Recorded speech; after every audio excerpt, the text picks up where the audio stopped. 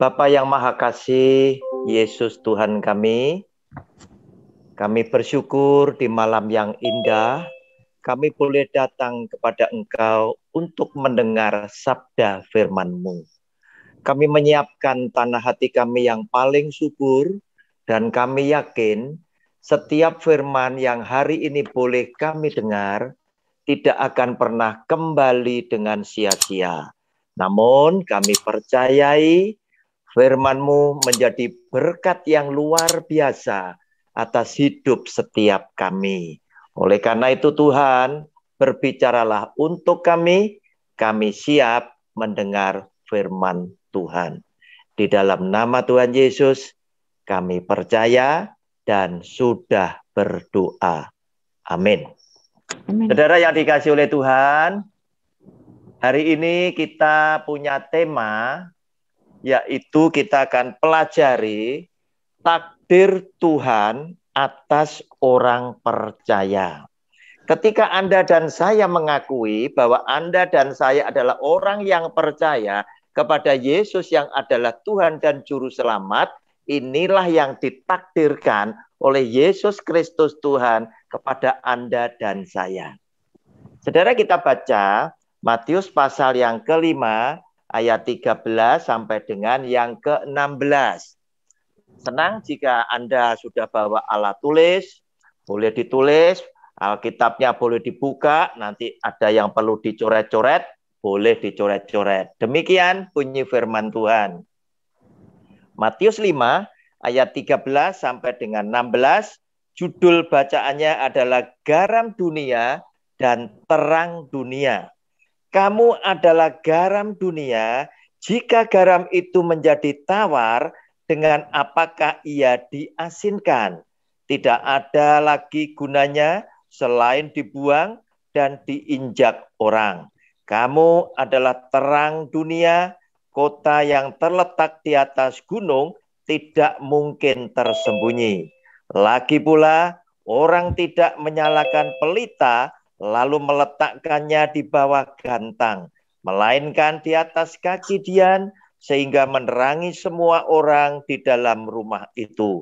Demikianlah hendaknya terangmu bercahaya di depan orang, supaya mereka melihat perbuatanmu yang baik dan memuliakan Bapamu yang di sorga. Saudara yang dikasihi oleh Tuhan, perhatikan di situ pada waktu kita membaca, kamu adalah garam dunia, kata adalah bisa dicoret di dalam Alkitab saudara, dikasih keterangan, kata adalah ketetapan Tuhan. Kata adalah sekaligus adalah takdir Tuhan kepada saudara dan saya sebagai orang yang percaya.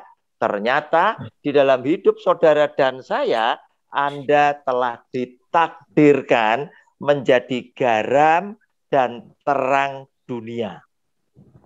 Nah, saudara, jika orang Kristen kemudian ternyata tidak bisa di dalam hidupnya sehari-hari, dia menjadi garam, dia menjadi terang bagi orang-orang yang bergaul dengan dia, boleh Anda mulai meragukan apakah benar orang ini adalah orang percaya, walaupun dia memiliki aktivitas yang luar biasa di dalam kerohaniannya, di dalam gerejanya, di dalam pelayanannya.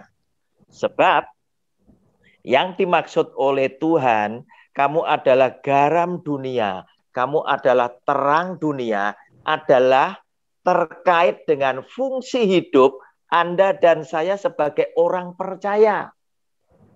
Di situ dikatakan, jika garam ini menjadi tawar, dengan apakah garam itu bisa diasinkan?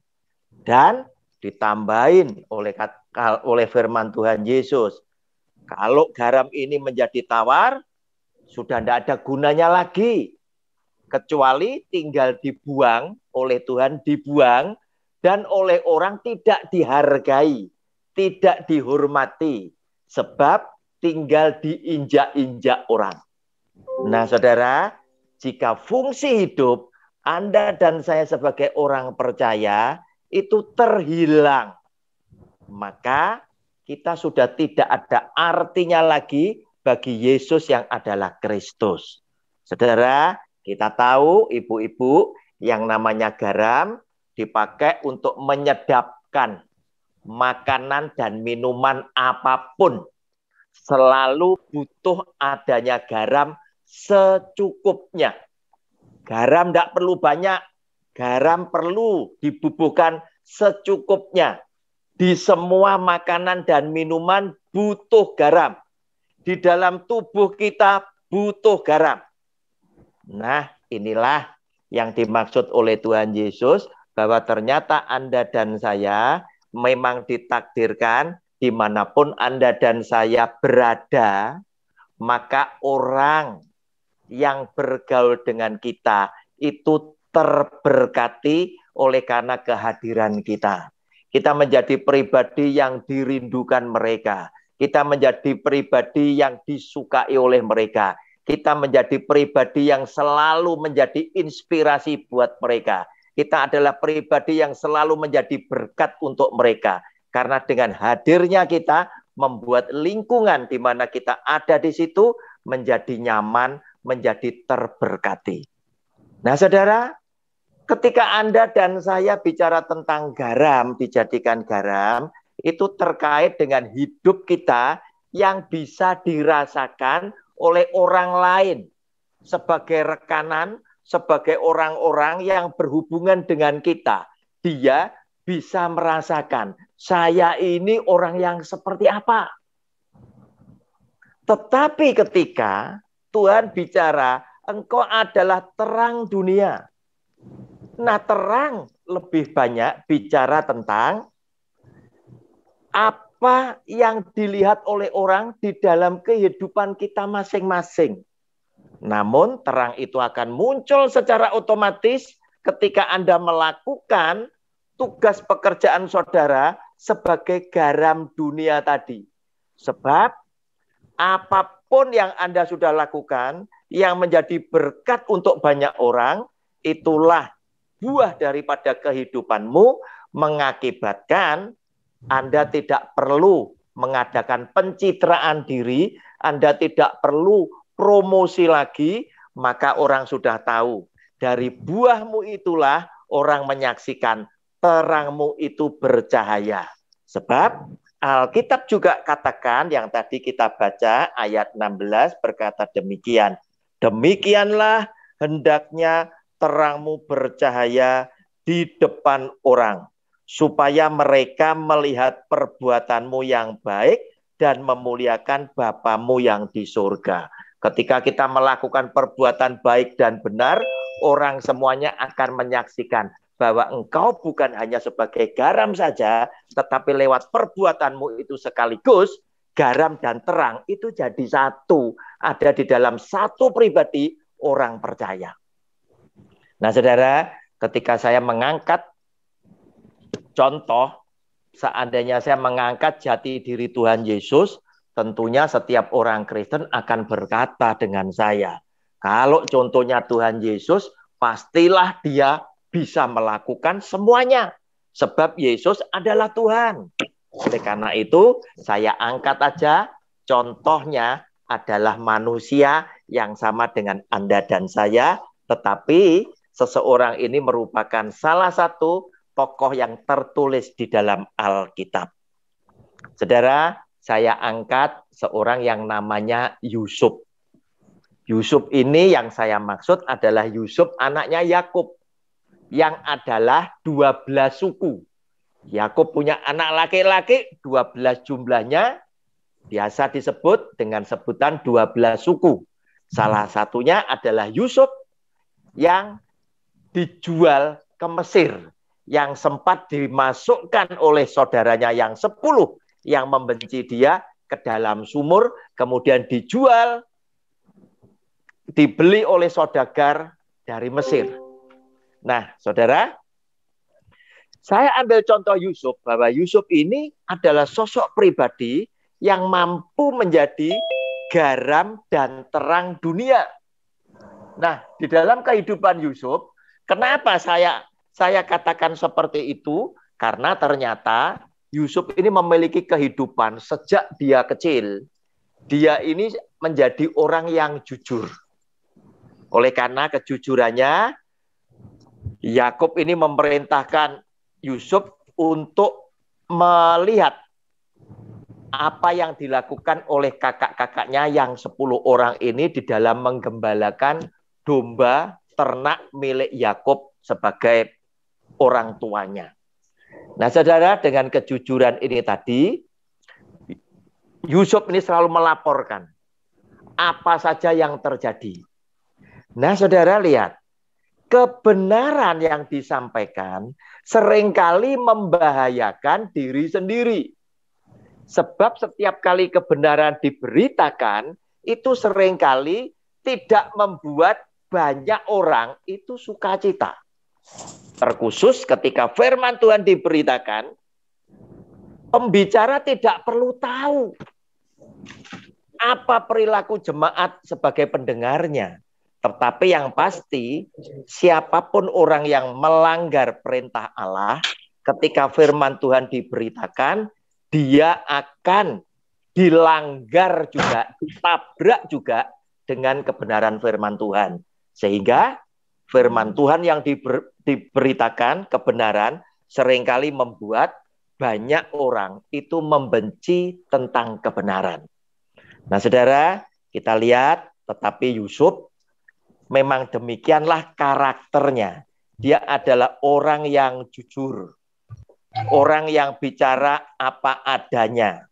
Sehingga dia dikasih oleh Yakub sebagai papahnya, tetapi dia dibenci oleh 10 saudaranya karena perbuatan jahat mereka terpantau oleh Yusuf dan dilaporkan oleh Yusuf kepada Yakub.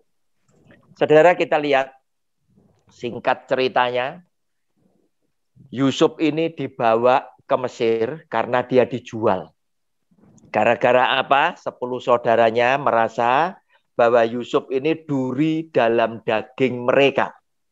Yusuf ini sebagai penghalang bagi saudara-saudara yang 10 yang tidak sekandung dengan Yusuf. Karena Yusuf hanya sekandung dengan adiknya yang namanya Benyamin. Nah, saudara, kita lihat lebih dulu Kejadian 39 ayat 1 sampai dengan ayat yang ke-5. Judul bacaannya Yusuf di rumah Potifar. Adapun Yusuf telah dibawa ke Mesir dan Potifar seorang Mesir, pegawai istana Firaun, kepada kepala pengawal raja, membeli dia dari tangan orang Ismail yang telah membawa dia ke situ. Tetapi Tuhan menyertai Yusuf. Silakan digarisbawahi, tetapi Tuhan menyertai Yusuf sehingga ia menjadi seorang yang selalu berhasil dalam pekerjaannya. Maka tinggallah ia di rumah tuannya, orang Mesir itu. Setelah dilihat oleh tuannya bahwa Yusuf disertai Tuhan dan bahwa Tuhan membuat berhasil segala sesuatu yang dikerjakannya, maka Yusuf mendapat kasih tuannya dan ia boleh melayani dia. Kepada Yusuf diberikannya kuasa atas rumahnya dan segala miliknya diserahkannya pada kekuasaan Yusuf.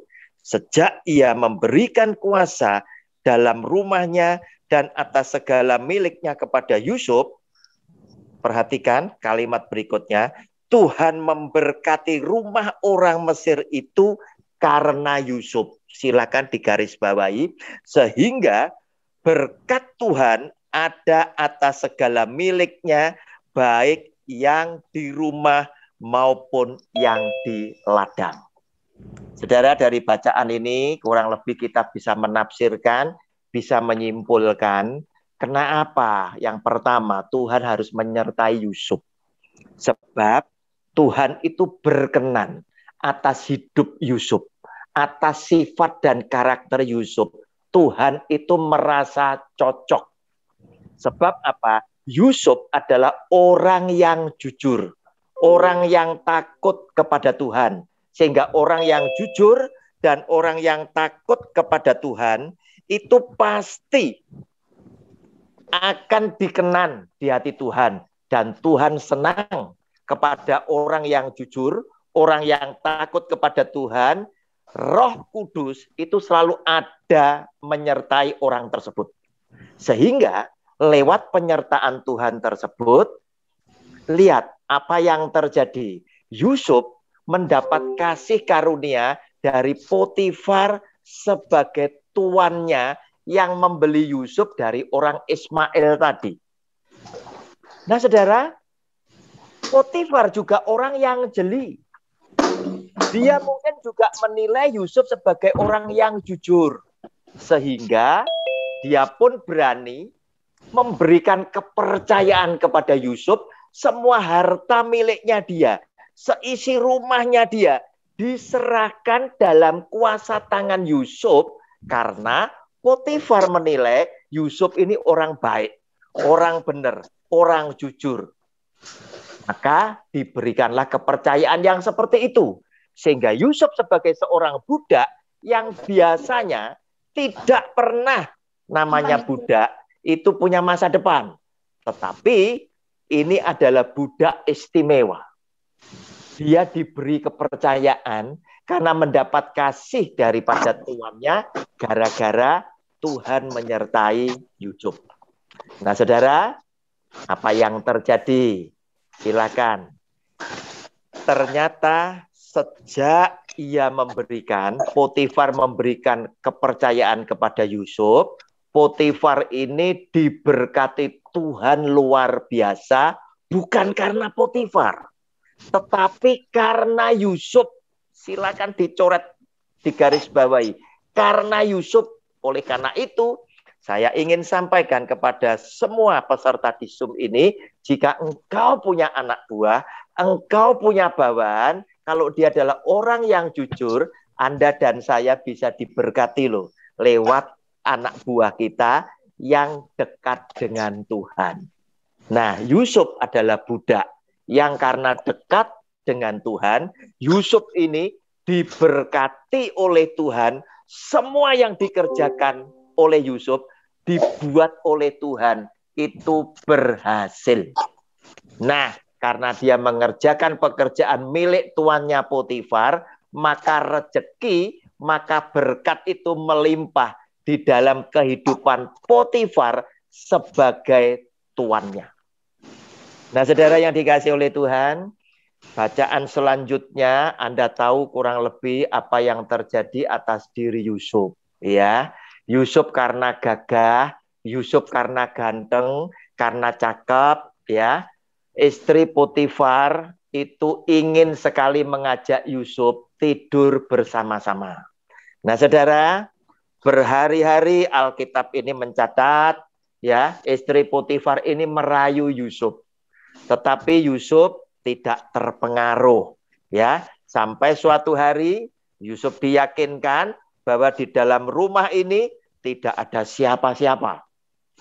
Nah, supaya Yusuf yakin. Nah, saudara, namun apa yang dikatakan oleh Yusuf? Yusuf tetap menolak ajakan istri Potifar dan dia bilang, "Tante, stop, jangan. Tuanku Potifar memang menyerahkan semua harta miliknya kepada aku, ya, seisi rumahnya, sehingga di dalam rumah ini tuanku tidak lebih kuasa daripada aku, tetapi ada satu yang oleh tuanku tidak diserahkan, yaitu engkau sendiri, karena engkau adalah istrinya. Oleh karena itu, aku tidak akan berbuat dosa yang besar kepada tuanku Potifar, dan aku tidak akan berbuat dosa yang begitu berat kepada Tuhanku." Nah, inilah yang membuktikan bahwa Yusuf adalah orang yang punya integritas tinggi. Yusuf punya kejujuran, ketaatan kepada Tuhan yang luar biasa. Sehingga Tuhan menilai bahwa Yusuf walaupun di hadapan mata manusia, dia mempunyai kesempatan yang luar biasa untuk tidak ketahuan siapa-siapa, tetapi dia tetap tahu bahwa ada mata Tuhan di surga yang melihat ke bumi apapun yang dia telah perbuat. Nah, saudara, integritas seperti inilah yang dikenan di hati Tuhan. Walaupun tidak ada yang ngontrol, walaupun tidak ada mata manusia yang menyaksikan, tetapi Yusuf tetap takut kepada Tuhan yang di surga, yang maha mengetahui apa saja yang dia perbuat. Nah, saudara, apa yang terjadi?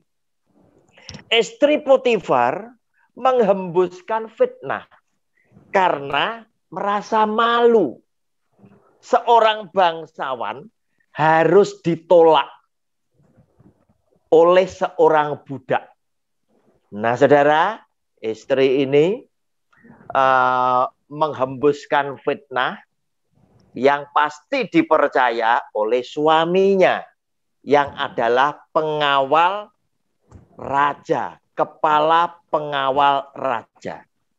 Berarti kalau di Indonesia ini berarti komandan pas pampres. Wah, setara dengan itu.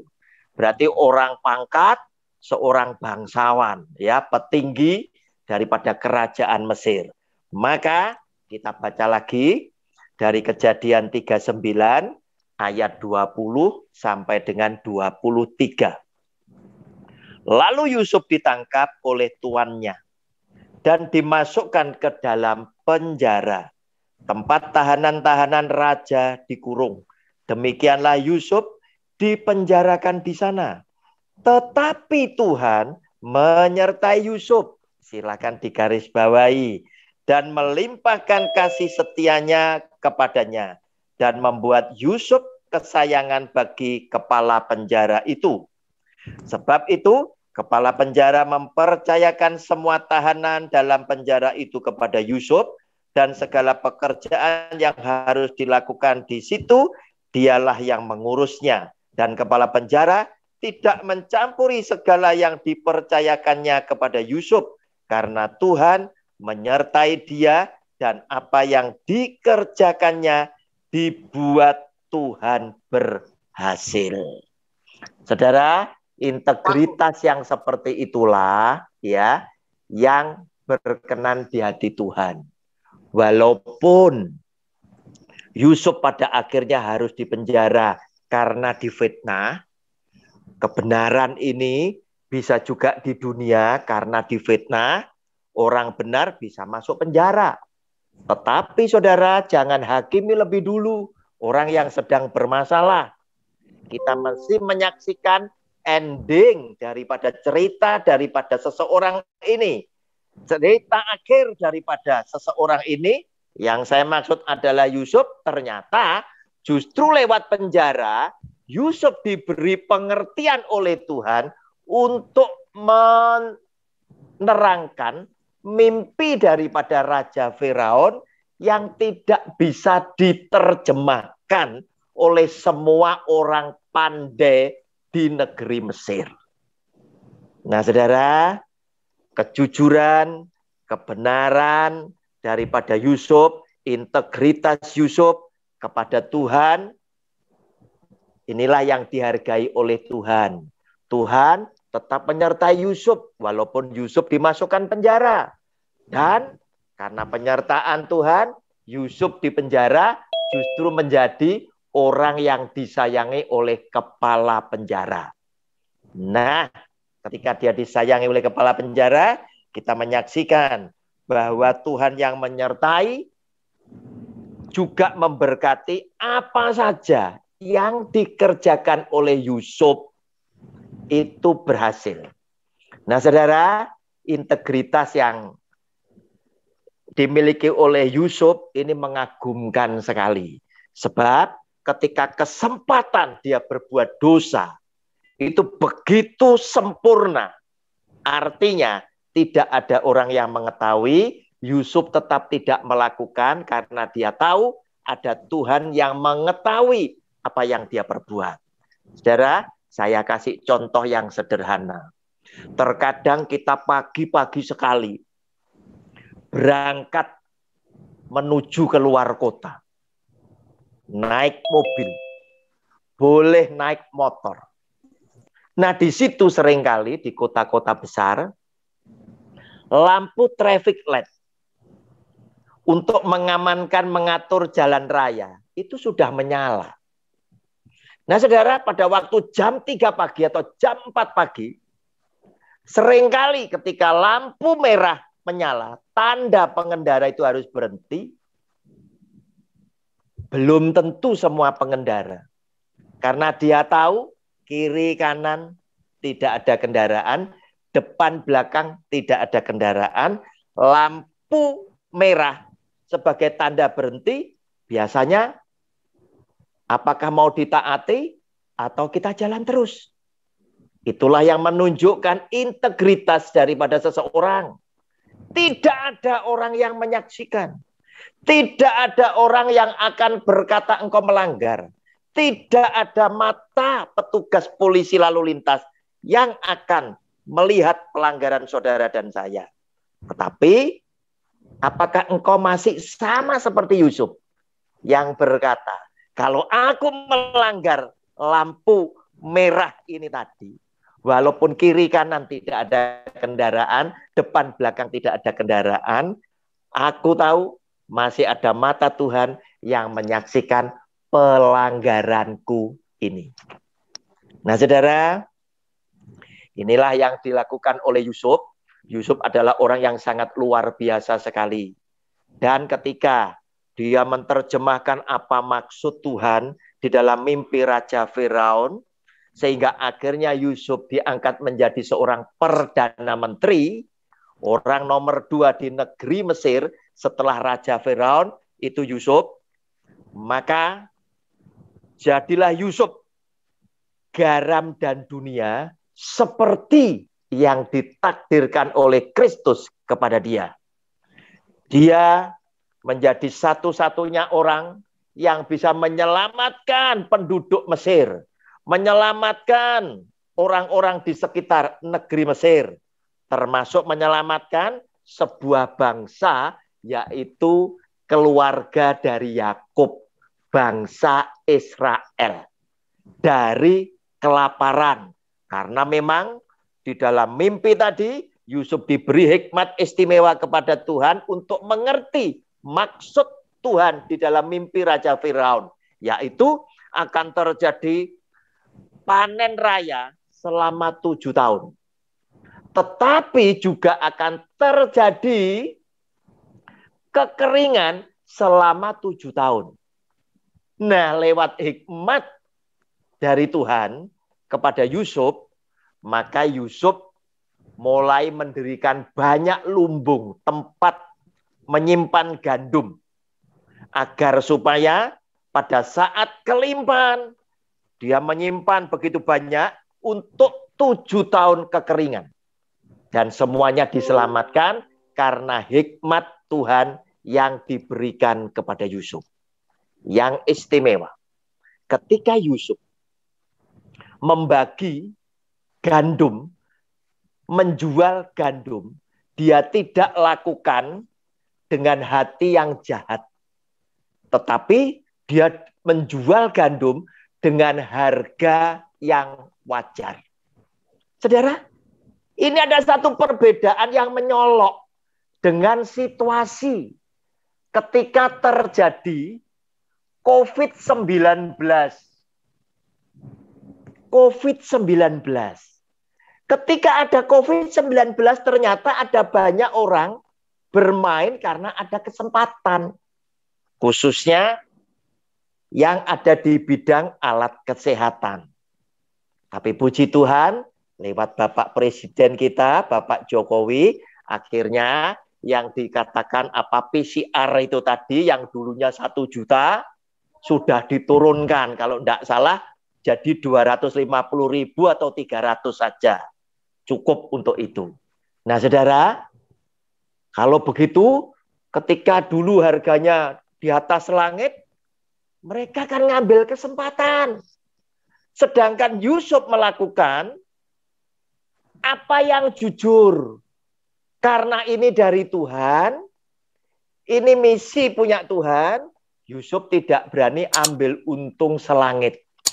Dia tetap jual dengan harga yang wajar, karena ini memang perintah dari Tuhan lewat negeri Mesir, lewat tangan Yusuf, dia akan menjadi garam dan terang dunia. Nah, saudara, Amsal pasal yang ke-11 dikatakan demikian. Amsal pasal yang ke-11 ayatnya yang ke-26, silakan dicatat. Amsal 11 ayat 26, siapa menahan gandum sama dengan beras ya, menimbun ya. Ia dikutuki orang, tetapi berkat turun di atas kepala orang yang menjual gandum. Maksud firman Tuhan ini adalah sesuatu yang menyangkut hajat orang banyak jangan dipermainkan. Sesuatu yang menyangkut kehidupan masyarakat luas jangan dipermainkan. Sebab engkau akan dikutuki manusia dan Tuhan akan tidak suka dengan orang-orang yang demikian, walaupun Anda punya alasan apa saja. Nanti untungnya saya bagikan kepada fakir miskin, janda, dan orang-orang yang terlantar. Tuhan tidak mau seperti itu. Sebab Tuhan tetap inginkan apa yang kau persembahkan adalah dari Tuhan yang betul-betul itu dikehendaki oleh Dia.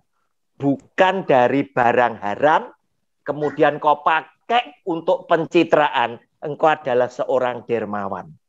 Dan ini tidak dilakukan oleh Yusuf. Saudara, tadi saya sempat singgung bahwa untuk menjadi terang, Anda dan saya cukup menjadi garam, dan buah-buah dari pekerjaan kita itu akan menjadi terang buat kita sendiri. Begitu Yusuf melakukan pekerjaan Tuhan, menyelamatkan orang di negeri Mesir, menyelamatkan masyarakat di sekeliling negeri Mesir, kerajaan kecil-kecil sebagai tetangga, dan menyelamatkan bangsa Israel, keluarga daripada Yakub sendiri, keluarganya Yusuf, maka semua orang yang menikmati berkat lewat Yusuf, otomatis mereka akan mengagumi Yusuf. Yusuf ini berkat buat kita. Dan apa yang dilakukan Yusuf itu menjadi terang. Artinya semua orang menyaksikan perbuatan baikmu. Itulah terang. Nah, sehingga tidak perlu orang harus mencitrakan diri. Pencitraan. Sama seperti orang-orang tertentu. Khususnya yang hidupnya di dalam dunia politik. Biasa mencitrakan diri. Dengan membuat gebrakan apa. Demikian pula hamba-hamba Tuhan, maaf bicara, yang hidup di dalam kerohanian, mencitrakan diri, yang melayani Tuhan, mencitrakan diri. Saudara, tidak perlu promosi, ya, itu nanti akan secara otomatis melekat. Khususnya ada banyak kesaksian orang-orang tertentu yang saya amati, ini adalah pencitraan, yaitu mereka-mereka yang seringkali berkata, saya ini biasa melakukan kata-kata atau doa secara profetik. Wah, ini ya. Siapa yang mau bertanya dengan saya, nanti handphonenya nomor ini. Saudara, hati-hati saudara. Ketika Anda sebut Anda itu punya karunia profetik, berarti Anda adalah orang yang dikaruniai dengan karunia kenabian. Nabi sudah nggak ada. Yang ada tinggal karunianya. Yang ada dalam 1 Korintus pasal 12 ayat 1 sampai 11. Karunia-karunia Roh Kudus. Kalau Anda bisa bicara tentang profetik, berarti itu termasuk nubuatan. Saudara, suatu hari kita akan bicara secara khusus tema ini, tapi ini sedikit saya mau kasih sedikit gambarannya, ya. Kenapa? Karena pencitraan itu bukan jadi terang.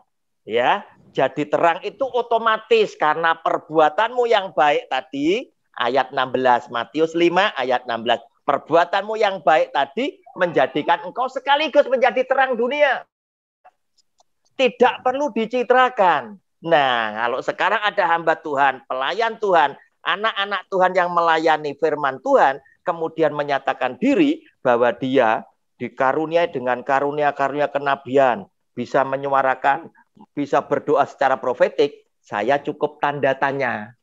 Kenapa? Karena untuk orang-orang yang semacam itu, Anda sudah lihat sendiri. Ya, syaratnya adalah jujur dan takut kepada Tuhan, sehingga Tuhan menyertai Yusuf. Itu tadi ya. Sehingga Yusuf juga dikaruniai untuk mengerti apa maksud Tuhan ke depan. Ya, ini karunia kenabian. Tetapi agar supaya Anda lebih jelas lagi, saya ambilkan contoh seorang nabi ya. Saudara, mari kita buka 1 Samuel pasal yang ketiga. Saya bacakan sebagai penutup khotbah saya ayat 19 dan ayat 20. 1 Samuel pasal yang ketiga ayat 19 dan 20, demikian bunyi firman Tuhan. Dan Samuel makin besar dan Tuhan menyertai dia. Loh, penyertaan Tuhan tetap dibutuhkan. Kalau hidup imanmu hanya kaleng-kaleng, pasti Tuhan tidak menyertai. Sehingga kalau kehidupanmu di dalam rumah tangga aja sudah tidak mencerminkan garam dan terang dunia, tidak mungkin Roh Kudus tinggal di dalam kehidupanmu. Itu syaratnya. Dan Tuhan menyertai dia dan tidak ada satupun dari firman-Nya itu yang dibiarkannya gugur. Nah, saudara, firman Tuhan dijaga jangan sampai gugur.